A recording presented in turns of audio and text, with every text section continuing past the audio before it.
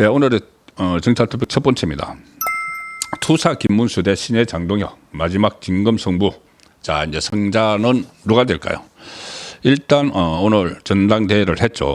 국민의힘 대표직을 놓고 김문수 전 고용노동부 장관, 장동혁 국회의원이 양자 대결을 다시 펼치게 됐습니다. 지금 뭐 소위 말해서 뭐 찬탄파 반탄파 이런 식으로 언론에서 네이밍을 하고 주로 이제 좌파 매체에서 그렇게 많이 하죠. 네이밍을 하는데 지금 찬탄 반탄 이거를 이야기하기보다는 과연 누가 민주당하고 이 정청래와 맞설 수 있는 그런 상황일까? 자, 그 투사 경험이 있는 김문수일까? 아니면은 새롭게 떠오르는 이 신예 장동혁일까? 자, 그 두 사람 중에 누가 더 새로운 시각으로 그 이재명의 위험성을 알리고 또 그것을 막아낼 수 있는지, 자, 그 부분에서 승부가 갈릴 것 같다는 생각이 듭니다. 이 두 사람이 그 결선에 오르고 소위 말하는 뭐 찬탄파 이렇게 불렸던 탄핵에 찬성했던 사람이죠.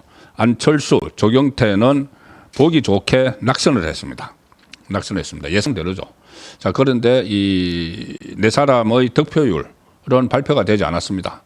이 발표를 하면은 선입견이 생겨서 가령 뭐 장동혁, 김문수 중에서 누가 앞섰다 그러면 이제 선입견이 생겨서 일종의 뭐 대세몰이를 할 수도 있기 때문에 발표를 하지 않았다고 하는데, 발표하지 않은 데 대해서도 좀 이해하는 분들도 많았을 겁니다. 아니, 현재 상황이 어떤지, 누가 얼마나 득표를 했는지 그거를 봐야지 종합적으로 이 최종적으로 누구를 당대표로 내세워야 된다고 판단을 할 것 아니냐. 그런데 어쨌든 이 당 경선에서는 항상 이런 경우에는 결선 투표로 가게 되면 발표를 안 합니다. 나중에 이제 끝나고 나면 발표를 할 텐데 누가 앞섰는지는 지금 알 수가 없죠. 김문수, 장동혁, 김문수 중에. 그리고 23일, 그러니까 내일이죠. 마지막 방송 토론회를 두 사람이 합니다.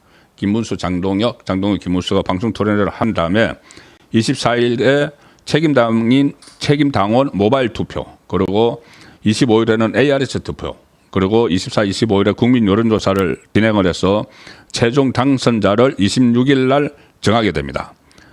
결선 투표도 지금 본 경선하고 마찬가지로 이 책임당원 투표가 80%, 국민 여론조사 20%를 반영을 하게 됩니다. 그리고 최고위원회는 오늘 그 발표, 그러니까 네 사람이, 그러니까 5명이 최고위원이죠.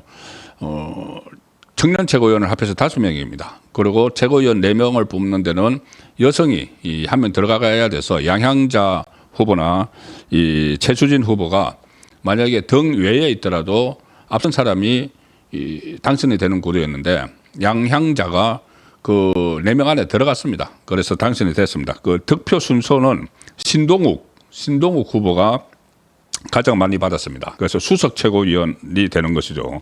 신동욱 다음에 김민수 후보, 그 다음에 양향자, 김재원 후보 이렇게 됐습니다. 신동욱 후보는 언론인 출신이죠. 방송 앵커. 그래서 많은 이제 지명도가 있었던 걸로 그것이 이 득표에 도움이 됐던 걸로 보이고, 김민수 후보는 좀 일종의 바람을 좀 일으켰죠. 바람을 제 유튜브에도 출연을 해서 보셨을 겁니다. 이 상당히 전투력이 있는 그런 모습을 보였죠. 그래서 김민수 후보가 2등을 했습니다. 2등을 했고 양향자가 3등, 김재원 후보가 4등. 자, 그 김재원 후보는 최고위원만 있으면 가서 당선이 잘 되죠. 그 전에는 그 1등도 한 적이 있었는데 지금은 이번에는 4위로 일종의 턱걸이로 당선이 됐습니다. 이 떨어진 사람은 김건식, 김태우, 손범규, 최수진 이렇게 낙선을 했습니다. 김건식 후보는 친한계죠. 친한동훈계. 여기는 낙선했습니다. 이 일부에서 그런 우려가 많았죠. 만약에 김건식이 들어가면은 상당히 그 지도부가 좀 혼란스러워질 것이다. 사사건건 당대표가 하는 일을 반대를 할 수가 있으니까. 그런데 그 다행이라고 할까요? 김건식 후보는 떨어졌습니다. 김태우, 손봉규, 최수진 후보도 낙선을 했습니다. 그리고 청년 최고위원을 한 사람 뽑았죠. 청년 최고위원회는 우재준이 당선됐습니다. 이 친한계죠. 대구의 친한계. 우재준이 과거에 박근혜 퀴즈 이렇게 불렸던 손수조 후보를 이겼습니다. 그래서 결과적으로는 소위 말하는 이 언론에서 그 프레임인데 탄핵에 반대를 했던 그 최고위원이 3사람, 찬성을 했던 최고위원이 2사람, 반대를 했던 최고위원은 신동욱, 김민수, 김재원, 그리고 탄핵에 찬성을 했던 양향자, 우재준이 들어왔습니다. 그런데 사실 저도 정당 출입 오래 하고 취재 많이 해봤지만은 지금 사실상 단일 지도 체제입니다. 단일 지도 체제이기 때문에 왜 그러냐면은 당 그 대표 경선을 따로 하죠. 대표 경선을 따로 하고 최고위원 경선을 따로 하기 때문에 1부 리그, 2부 리그입니다. 그래서 2부 리그에서 나온 사람들이 1부 리그에서 당 대표를 맡은 여기에 견제하는 그 기능이 굉장히 약하죠. 가령 반대로 과거처럼 그 단일성 집단 지도 체제 이렇게 되면은 경선을 한꺼번에 하죠. 한꺼번에 해서 1등이 대표가 되고 2등, 3등부터 최고위원이 되는. 자, 그렇게 해서 최고위원이 뽑히면은 상당히 이 대표를 견제를 많이 할 수가 있습니다.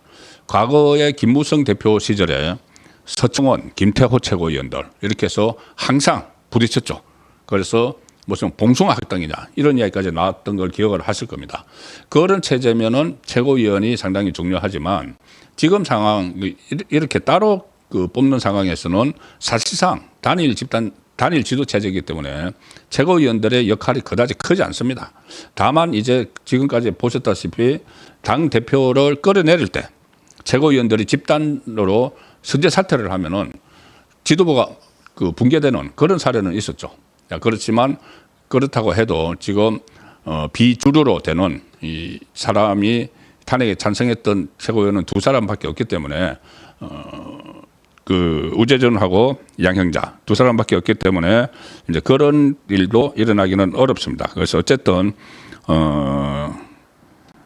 이 장동혁 그리고 또 그 김문수 2사람 중에 한 사람이 이제 당 대표가 될 겁니다. 당 대표가 되는데 이 국민의힘 대표가 이 2사람 중에 누가 되든 앞으로 강력한 이 대여 투쟁에 돌입을 해서 지금까지와는 좀 다른 모습을 보일 걸로 저는 기대를 합니다. 지금 송원석 비대위원장 체제인데 사실상 그 무기력하죠.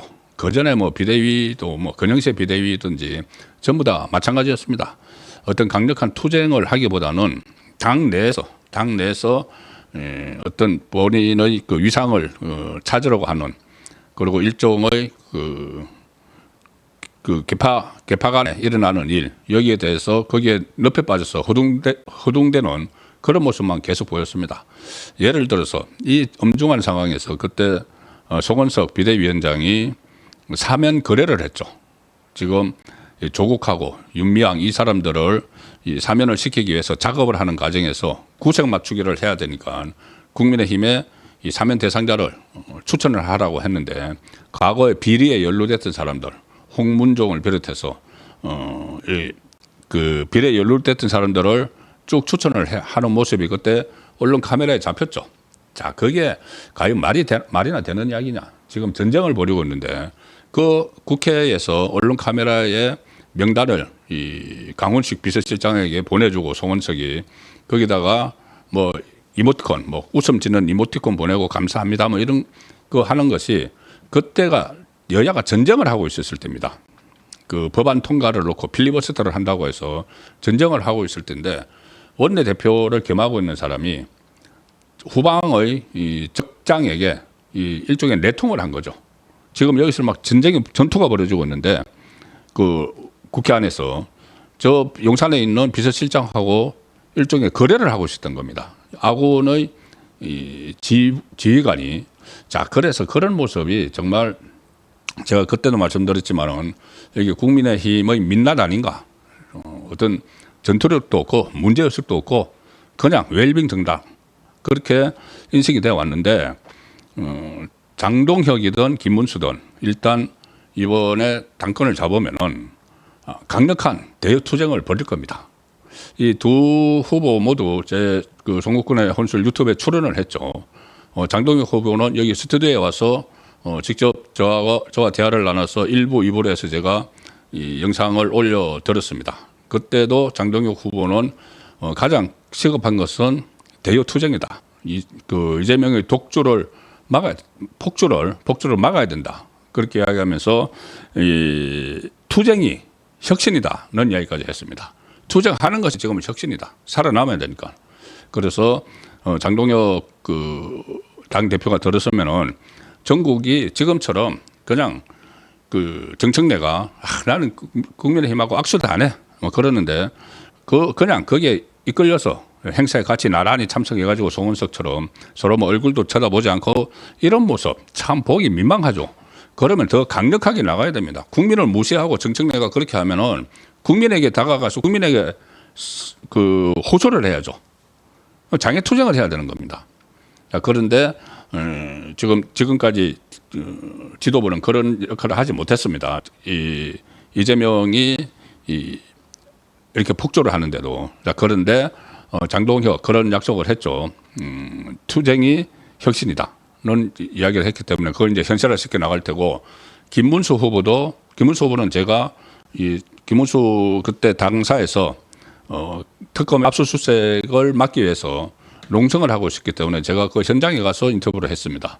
그때도 김문수 후보도 본인이 당 대표가 되면은 곧바로 강력한 대여 투쟁에 들어가서 장애 투쟁부터 할 것이다. 그리고 이재명의 재판이 속행돼야 되니까 재판 속행을 위한 국민 서명 운동을 벌이겠다. 어쨌든 지금 안에 머물지 않고 어차피 머물러도 아무것도 못합니다.